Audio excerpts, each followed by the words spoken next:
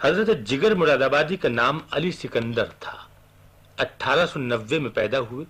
شاعری کا شوق بچپن سے تھا۔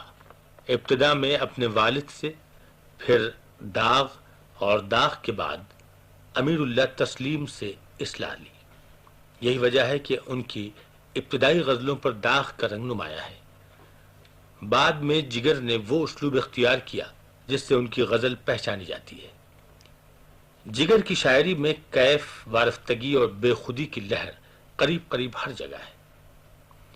وہ دنیاوی معاملات حسن و عشق کے علاوہ حقائق و معارف کو بھی نہایت کیف آور اور پرمعنی طریقے سے بیان کر کے کلام کی تاثیر کو بڑھا دیتے ہیں۔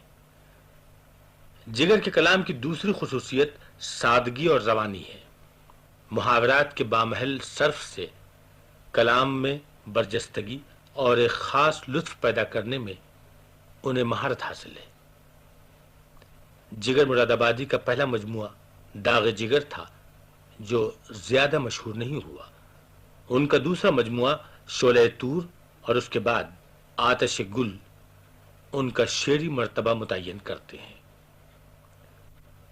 حضرت جگر کے نعتیہ کلام میں بھی ان کی شاعری کا مخصوص رنگ جھلکتا ہے۔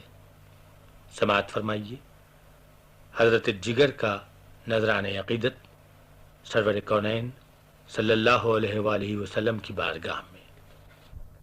ایک رند ہے اور مدحت سلطان مدینہ،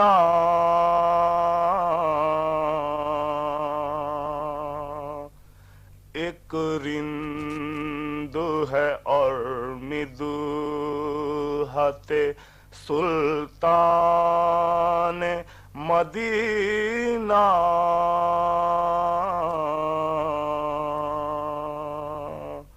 ہاں کوئی نظر رحمت سلطان مدینہ،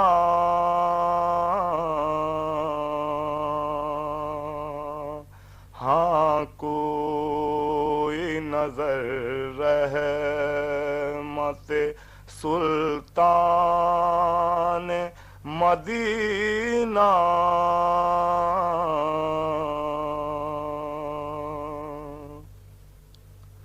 تو صبح ازل آئینہ حسن ازل بھی،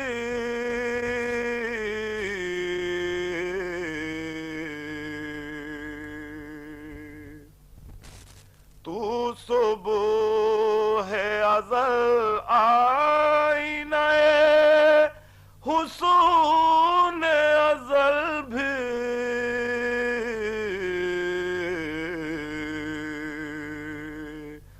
اے صلی علی صورت سلطان مدینہ،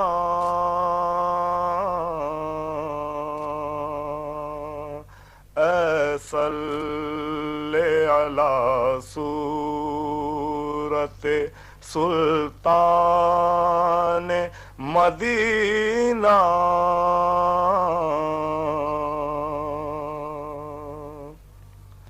اے خاک مدینہ تیری گلیوں کے تصدق،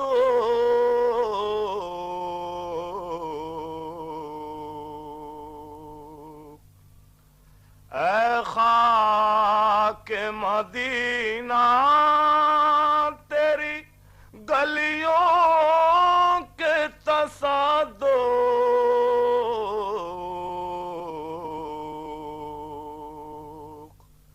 تو خلد ہے اور جنت سلطان مدینہ،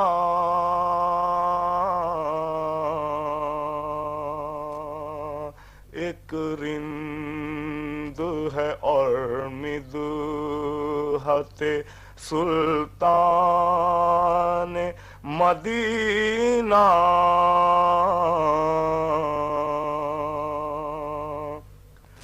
ظاہر میں غریب الغربا پھر بھی یہ عالم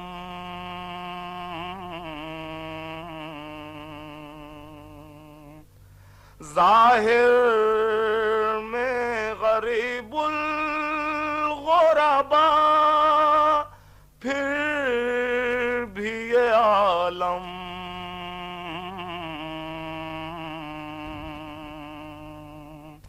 شاہوں سے سوا ستوت سلطان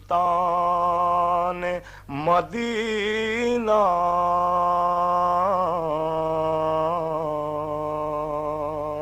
ایک رند ہے اور مدوحت سلطان مدینہ